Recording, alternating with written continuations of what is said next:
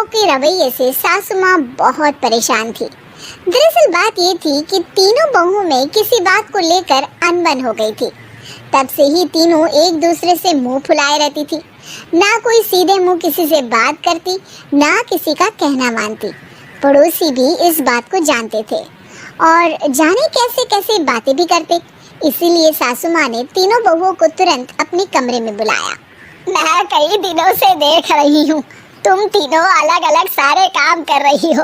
ये सब नहीं चलेगा, तीनों को मिलकर ही काम करना पड़ेगा। सास की बात सुनकर एकदम से बड़ी बहू बोल उठती है। नहीं मम्मी जी, मैं इन दोनों के साथ कुछ नहीं कर सकती। मैं इस घर की बड़ी बहू हूँ, फिर भी ये मेरा कहना बिल्कुल भी नहीं मानती। अरे जेठानी जी, जानबूझकर मुझे डबल काम करवाती है आप, और छोटी मुझसे टेढ़े मुंह ही बात करती है। इन दोनों के बीच हमेशा सैंडविच बन जाती है मेरी, और मैं हमेशा आलू की तरह बीच में मसली जाती हूँ। मम्मी जी, इन दोनों को लगता है कि मैं छोटी हूँ तो इनके पैरों तले दब जाऊंगी, लेकिन नहीं, मेरा भी उतना ही अधिकार है जितना इन दोनों का है। बढ़िया ही दोनों मेरी चुगली करने के लिए, मुझे क्या कम समझ रखा है।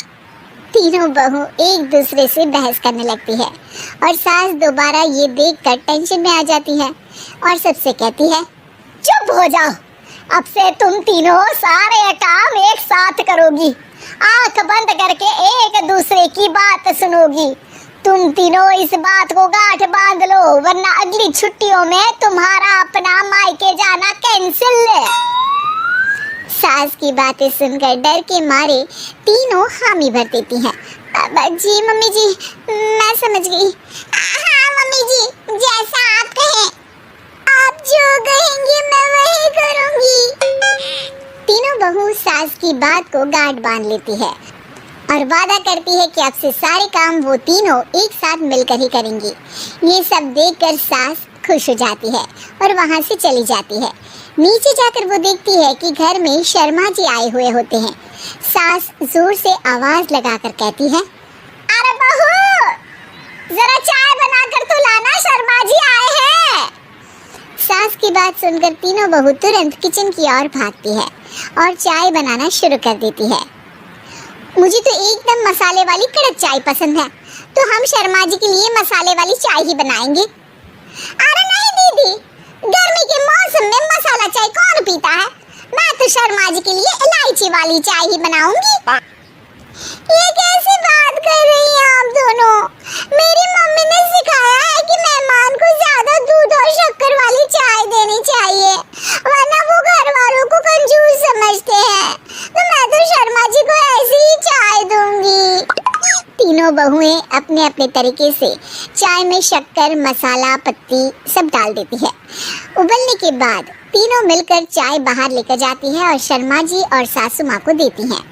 चाय पीने के बाद शर्मा जी सासू माँ को देखकर शर्मा जाते हैं और शर्मिंदा महसूस करते हैं कि आखिर उन्होंने चाय पीने के लिए हामी क्यों भरी। सासू माँ भी चाय पीना शुरू करती है और कहती हैं, अरे बहू, ये कैसी चाय बनाई है? चाय है या मीठे दूध की बासुंदी? हाँ, चाय अच्छी नहीं लगी क्या? कोई बात नहीं, हम पराठा बनाकर लाते हैं। चलो चलो अंदर। हाँ चलो। हाँ आती हूँ मैं भी। नहीं नहीं, मेरा पेट चाय नहीं चौपट कर दिया वही काफी है, पराठे से पोपट नहीं करवाना। मैं तो चलता हूँ। शर्मा जी चुपचाप पतली गली से निकल जाते हैं। अगले दिन सास बहुओं से कहती है, अरे बहू, जाओ जाके ऊपर के गेस्ट हाउस की सफाई कर दो। कल हमारे यहाँ मेरे दूर के रिश्तेदार आने वाले हैं, तो पूरे कमरे को चमका देना, समझी? तीनों बहू सास की बात को मानकर ऊपर सफाई करने चली जाती हैं और तीनों कमरे की सफाई चालू कर देती है। बड़ी बहू मकड़ी के जाले साफ करती है, तो बीच वाली झाड़ू लगाना और छोटी वाली सर्फ डालकर जमीन धोना शुरू कर देती है।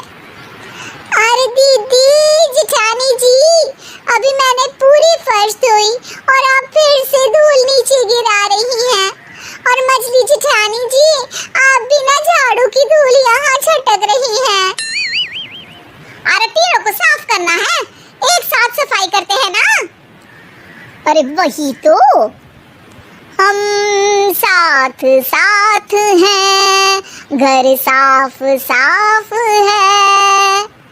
तीनों बहू ऐसे ही काम में उलझ जाती है और 2 घंटे तक एक ही कमरे की सफाई करती रहती है।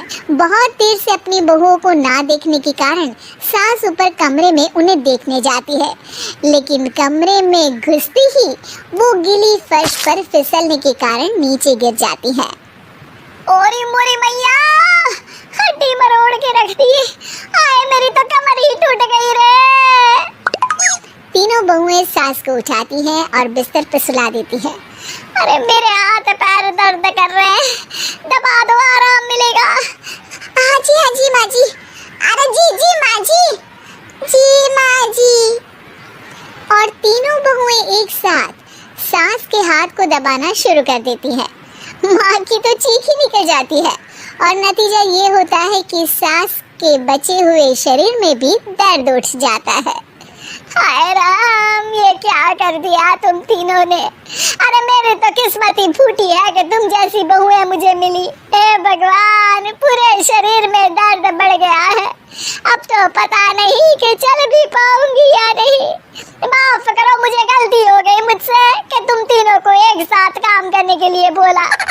सोचा था तीनों मिलके अच्छे से काम करेगी, लेकिन बड़े बुजुर्ग सही कहते थे कि 3 तिगाड़ा काम बिगाड़ा। तुम लोगों ने ये बात ना आज साबित करके दिखा दी। तुम तीनों को तो समझाना यानी मानो भैंस के आगे बीन बजाना है। तुम्हें अकेले अकेले काम करना है ना, तो अब से तुम अकेले ही अपना अपना काम करो। तीनों बहुएं वहां से जाने लगती है। अरे कहाँ जा रही हो? आप ही ने तो कहा कि अपना अपना काम करो, तो मुझे मुल्तानी मिट्टी लगानी है। अरे मुझे भी तो नेल पॉलिश लगानी है, मुझे ना मेहंदी लगानी है। सास अपना सर पीट लेती है और कहती है, अरे मुझे भी लगाना है कुछ। क्या माँ जी